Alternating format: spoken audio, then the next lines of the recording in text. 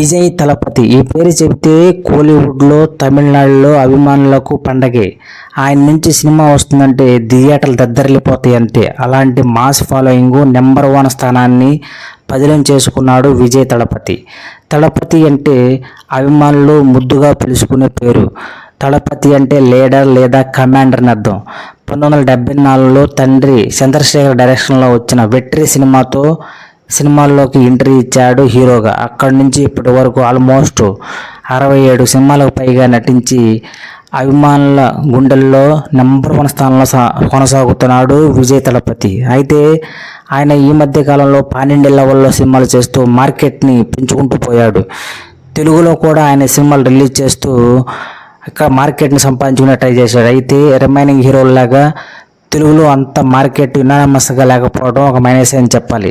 ఎప్పటి నుంచో సినిమాలు రిలీజ్ చేస్తున్నా ఇప్పటికీ సరైన మార్కెట్ పొందలేకపోయాడు. తమిళ అజిత్, సూపర్ స్టార్ రజనీకాంత్, కమల్ హాసన్ లాంటి హీరోలకు ఉన్న నేము ఇక్కడ అంతగా లేకపోవడానికి కారణం, ఎక్కువ సినిమాలు తెలుగులో రిలీజ్ చేయకపోవడం కారణం.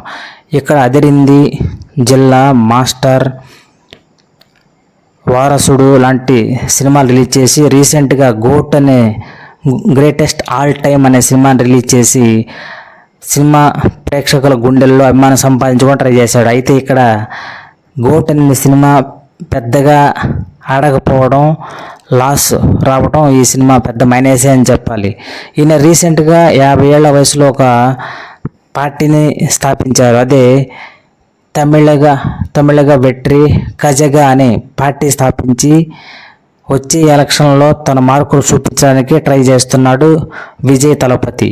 అంటే నెక్స్ట్ ఆయన నుంచి భారీ బడ్జెట్ సినిమాలు, పాన్-ఇండియా సినిమాలు రావేమో అనుమానం కలుగుతుంది. అంటే ఆయన ఇక సినిమాలో నటించబోరా అనే డౌట్ కూడా వస్తుంది. అయితే ఇంకొక అనౌన్స్మెంట్, రీసెంట్గా ఇంకొక భారీ సినిమాకి ప్లాన్ చేస్తున్నట్టు, లోకేష్ కనగరాజ్ డైరెక్షన్లో వస్తున్నట్టు సమాచారం. ఏది ఏమైనా తెలుగులో ఆయన మార్కెట్ విస్తరించకపోవడం, అభిమానుల గుండెల్లో నేమున్నా అలా భారీ హిట్లు పొందలేకపోవడం తెలుగులో ఆయనకు మైనసే అని చెప్పాలి. కారణం ఎక్కువ సినిమాలు తెలుగులో ఆయన నుంచి రిలీజ్ కాకపోవడం ఒక పెద్ద మైనసే.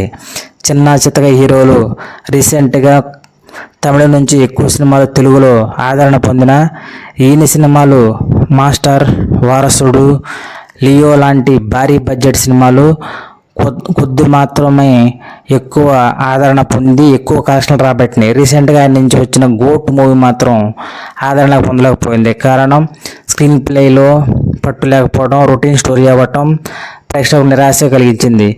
వెంకట ప్రభు లాంటి డైరెక్టర్ ఉన్నా పెద్దగా ఆదరణ పొందలేకపోయింది.